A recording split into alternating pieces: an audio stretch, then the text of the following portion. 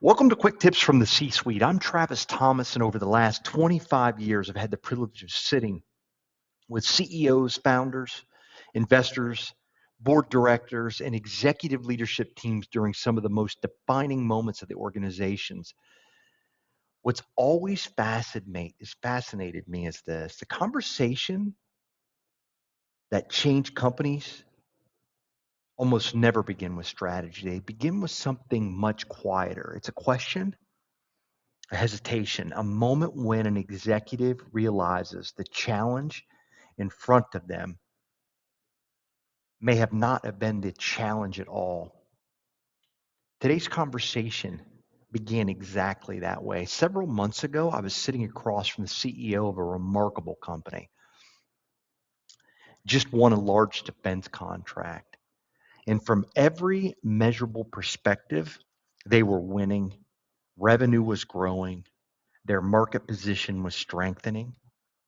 The executive team was exceptionally talented, and the board had an extreme amount of confidence, and investors were optimistic. If you looked at the organization from the outside, you would have concluded everything was working exactly as it should. For the first 20 minutes, that's exactly what we discussed. We discussed growth, hiring, leadership, expansion, capital allocation. The conversation felt extremely familiar until it didn't. And that's when he leaned back in his chair, he folded his arms, he looked out the window for several seconds, and he quietly said, "Travis, I don't understand what's happening." I asked him what he meant, and he said, "I have great people. We've built a strong leadership team. We've invested in the business. Everyone knows where we're going, but something feels different. Meetings don't feel the same. People aren't challenging each other the way they used to. Decisions take longer. The energy has changed." Then he stopped talking. And I've learned something over the years: when a CEO stops talking, that's often when the real conversation begins. So I didn't answer. I didn't offer advice. I didn't try to solve the problem. I simply waited. And after a long silence, he looked back at me and asked a question I'll never forget. "Do you think I'm missing something?" Now, I've been asked that question hundreds of times, different CEOs, different companies, different industries, and certainly under different circumstances. But underneath every version of that question is another question that almost never gets spoken out loud. Could I be the constraint? Not because they're incapable, not because they're unintelligent. It's actually quite the opposite. Some of the most accomplished leaders I've ever met have also been the most courageous because they're willing to consider a possibility most executives spend their careers avoiding. What if the greatest risk to this organization isn't something happening around me? What if it's something happening within me? And that question changed the direction of our conversation. And over the next hour, it changed the way he thought about leadership. As I drove home that afternoon, I realized that conversation wasn't unique. In fact, I'd had some version of it hundreds of times before. Different CEOs, different founders, different boards, different industries. Yet somehow the conversation always found its way to the same place. Not strategy, not execution, not talent, not capital, not market conditions. Eventually, every meaningful leadership conversation became a conversation about awareness. Because here's what I've quietly observed after more than 25 years of executive search, leadership advisory, and over 25,000 executive conversations. Leaders rarely begin to decline because someone becomes less intelligent. It begins to decline because they become more certain. And this certainty is a fascinating thing in the beginning of a leader's career. Certainty is rewarded, it creates confidence, it inspires followership, it helps people make difficult decisions when others hesitate. It's one of the reasons these leaders become successful. But somewhere along the journey, certainly can quietly stop being a strength and it actually becomes a blind spot. Because certainty has a way of closing doors and curiosity opens them. And I've watched extraordinary leaders unknowingly stop asking those tough questions. Not because they didn't care, not because they lacked humility, but success had slowly convinced them that they already understood. And at that moment, we believe we fully understood. We stopped seeing. And that's the paradox of leadership. The very strengths that elevate us, if left unexamined, can eventually begin limiting us. I've seen decisiveness become impatience, confidence become a certainty, conviction becomes defensiveness, and resilience becomes emotional distance. High standards become perfectionism. And none of those transformations happen overnight. They're most always invisible. So invisible that the leader is often the last person to recognize them. And that's what makes blind spots so dangerous. They're not hidden from everyone, they're hidden from us. The executive team often feels them first, and the culture begins adapting around them. You've seen it. Innovation becomes quieter, honest feedback becomes less frequent. People stop challenging the ideas, not because they no longer care, but because they've quietly concluded it probably won't make a difference. I've never seen a great culture collapse in a single meeting. I've watched it erode, one unspoken conversation at a time. And here's what stuck me about this CEO. He didn't have a strategy problem. He had the courage to ask a question that very few leaders ever ask. What am I no longer seeing? In my experience, that may be one of the most powerful questions an executive can ask. Because the quality of our leadership isn't determined by how often we're right. It's determined by how willing we are to discover where we might be wrong. Every significant breakthrough I've witnessed inside an executive team began with the moment someone became more committed to seeing clearly than to be right. I don't believe the greatest threat to leadership is failure.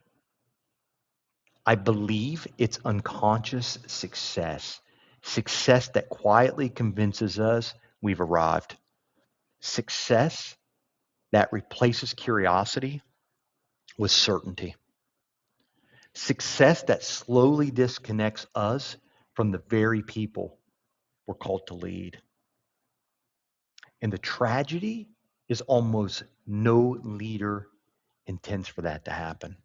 It simply happens one unquestioned decision, one unchallenged assumption, one ignored conversation at a time.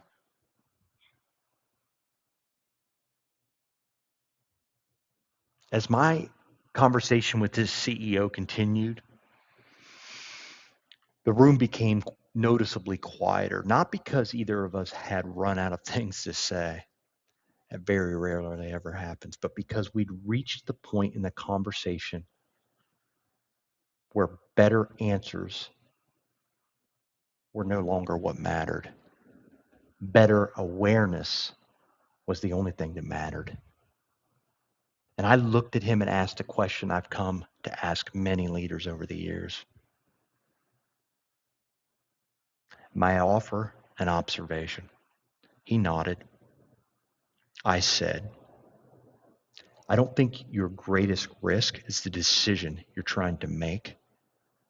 I think your greatest risk is the lens through which you're making it. He didn't respond immediately. Instead, he smiled, not because he agreed, because he had recognized something. He had been evaluating everyone around him without considering the possibility that the one perspective he had never examined was his own. I've often wondered why this is so difficult for accomplished leaders. And I truly don't believe it's arrogance. In fact, I found the opposite to be true. The very best leaders I know are deeply committed to doing the right thing, without a doubt. That's precisely why blind spots are so difficult to recognize. They're rarely created by bad intentions.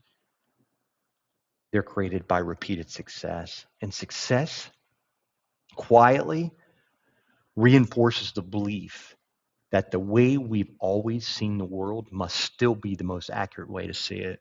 And without realizing it, certainty begins replacing curiosity. And this isn't all at once. It's one decision at a time, one meeting at a time, one promotion at a time, until eventually the leader who once asked the best questions begins believing they already know the answers. I've interviewed thousands of executives, and there's some extraordinarily, they're unforgettable. Some of the organizations they've changed has been so impressive. I mean, less than 0.01% could organize that turnaround. But the leaders who left the deepest impression on me weren't necessarily the smartest people in the room. They were the most curious. They're curious about markets, curious about people, curious about opposing viewpoints. But most importantly, they're curious about themselves. They understood something many leaders never discover.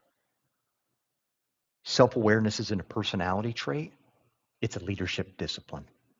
It's the ongoing willingness to question the story you're currently believing, especially when the story has served you very well.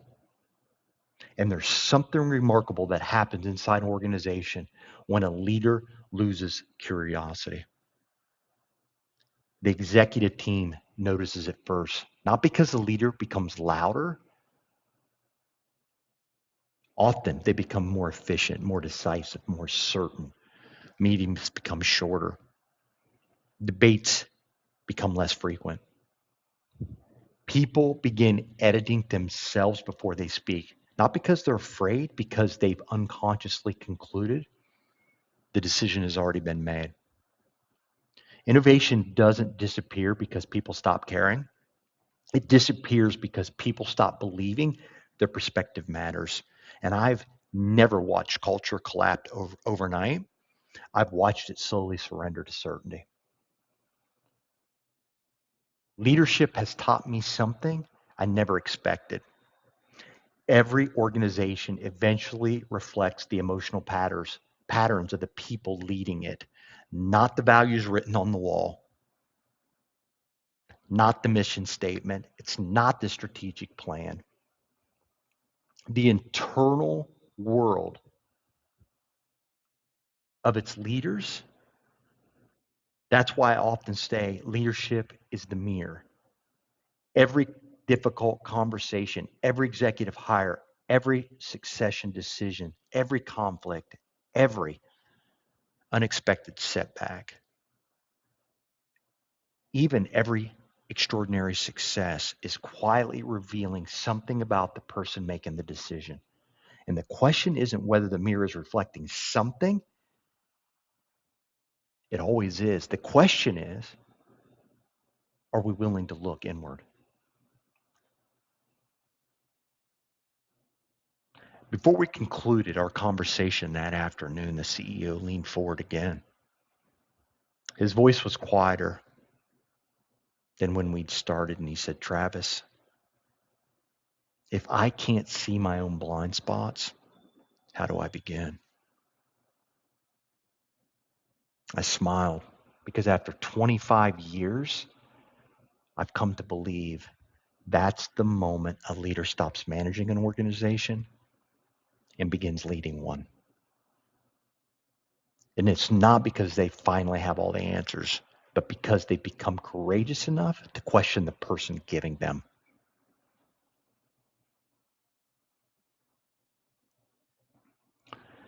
I've thought about that question many times since that afternoon. And how do I begin to see what I can see? The truth is, there isn't a framework. There isn't a personality assessment. There isn't an AI tool.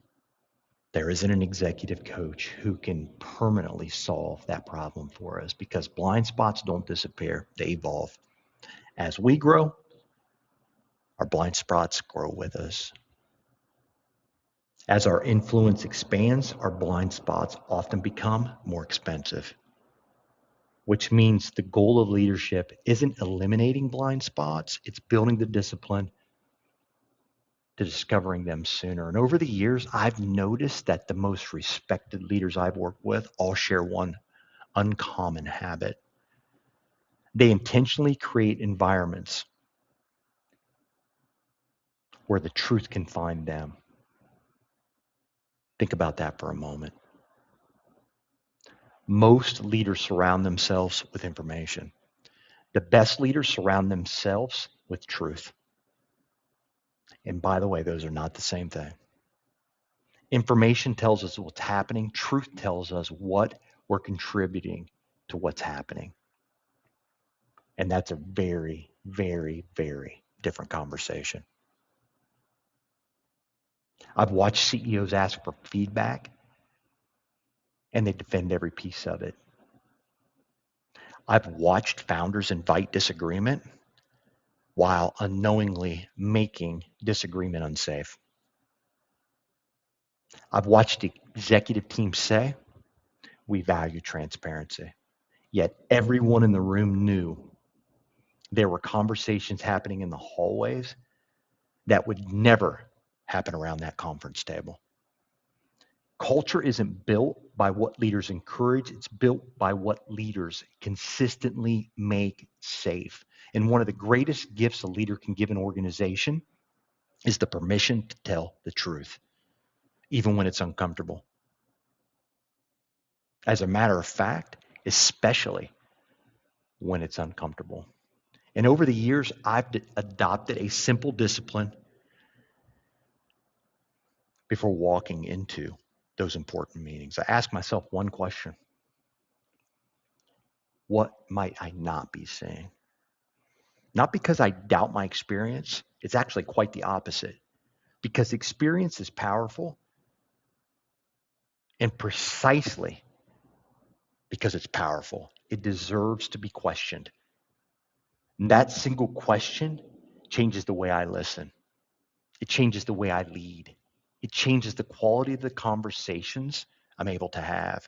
Because when I stop trying to prove that I'm right, I create space to discover something I couldn't see before. And in my experience, that's where wisdom begins. So before the next board meeting, before your next executive team discussion, before your next difficult conversation, pause for just a moment. Not to prepare a better argument, not to sharpen your position, but to quietly ask yourself, what perspective might I be missing? Then ask one more question. Who in this room sees something that I don't?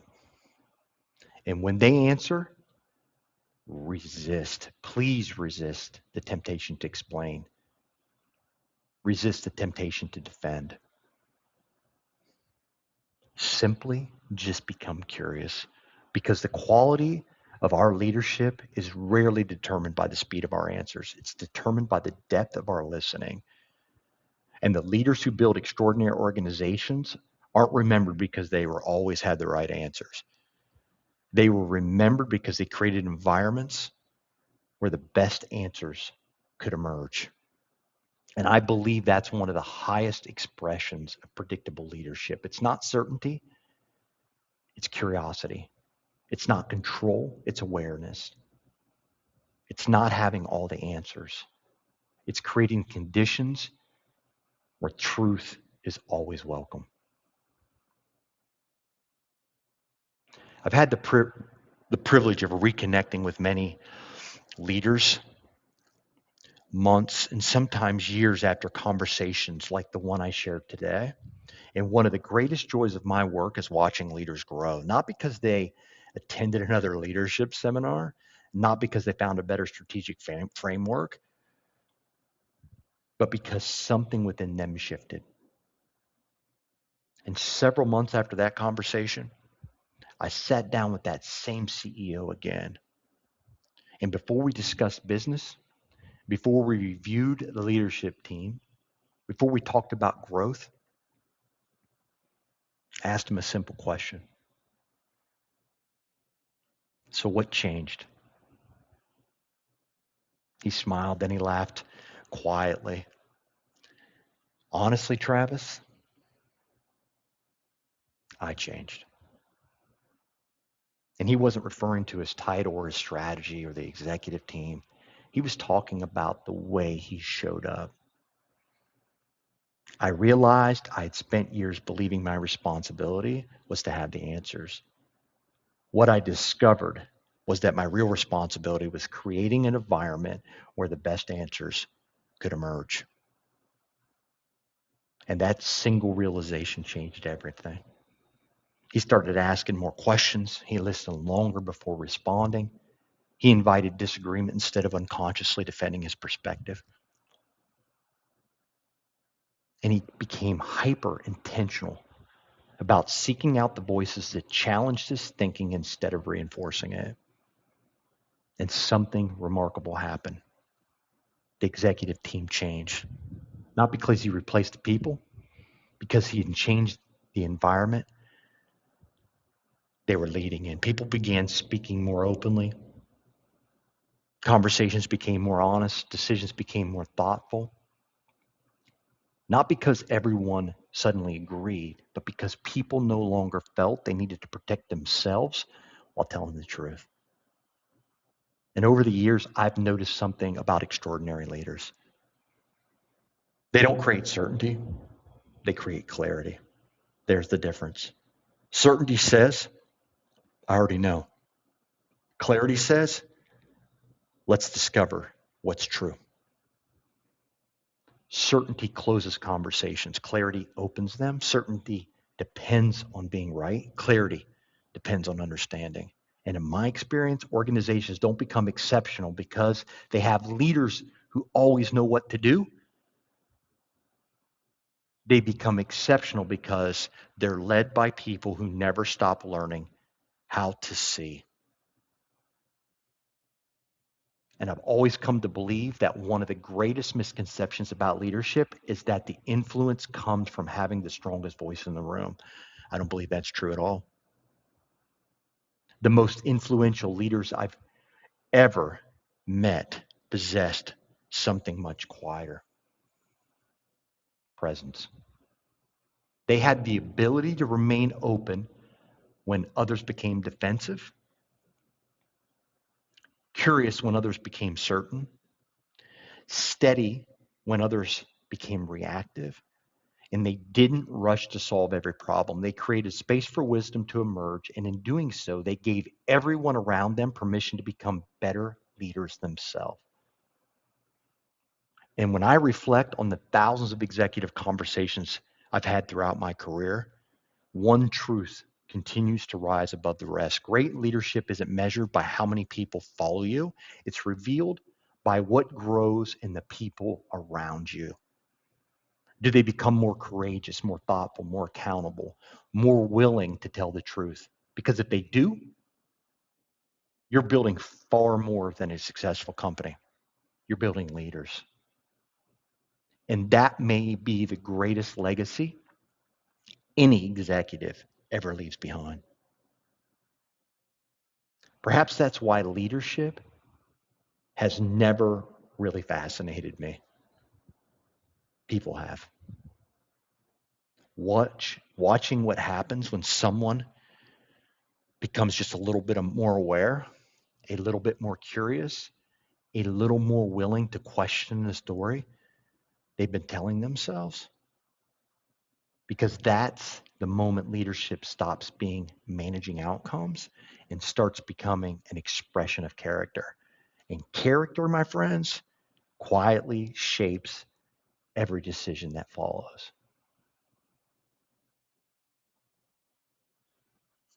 I've often wondered why some leaders leave a lasting mark on an organization they serve, while others, just as equally talented, quietly fade into memory. And after 25 years, I don't think the difference is intelligence or experience or even a vision. I think it's simply self awareness, the willingness to remain teachable after success, the courage to become curious when certainty would be easier, the humility to recognize that every new level of leadership asks something new of the person leading it. Perhaps that's the invitation hidden inside today's conversation. Not to become a different leader, but to become more fully aware of the leader you've already become. Because the future of every organization is quietly shaped by the conversations its leaders are willing to have with themselves. And every one of those conversations begins with the courage to see. As I reflect on today's conversation, I'm reminded that leadership has never really been about the decisions we make. It's about the awareness from which we make them. And over the last 25 years, I've had the privilege of sitting with remarkable leaders. Some built extraordinary companies, some transformed industries, actually. Some inspired thousands of people. Yet the leaders I've admired most all shared one common quality. They never believed that they had arrived. Success never gave them permission to stop being students of themselves. They understood that every promotion, every achievement, every victory required a deeper level of awareness than the one before it. Perhaps that's the hidden invitation inside leadership, not to become more impressive, but to become more conscious, more curious, more present. Because the organizations we build will rarely exceed the awareness of the people leading them. And maybe that's why leadership remains one of the most humbling journeys we'll ever undertake. Every day, life quietly hands us another mirror, another conversation, another opportunity to see ourselves more clearly. Not so we become different people, but so we become more fully who we were always capable of being. And as you step into that next meeting, your next board discussion, your next difficult conversation, I hope that you carry one question with you. Not how do I prove I'm right, but what truth am I being invited to see that I couldn't see yesterday? Because the future of leadership and perhaps the future of your organization may begin with the courage to ask that question specifically, because the greatest blind spot isn't the one you cannot see, it's the one you stopped looking for. Thank you for spending these moments with me today on the podcast. Until next time, keep leading with courage, keep listening with curiosity, and never stop becoming the leader your organization truly deserves. Because every significant leadership challenge eventually becomes an internal conversation.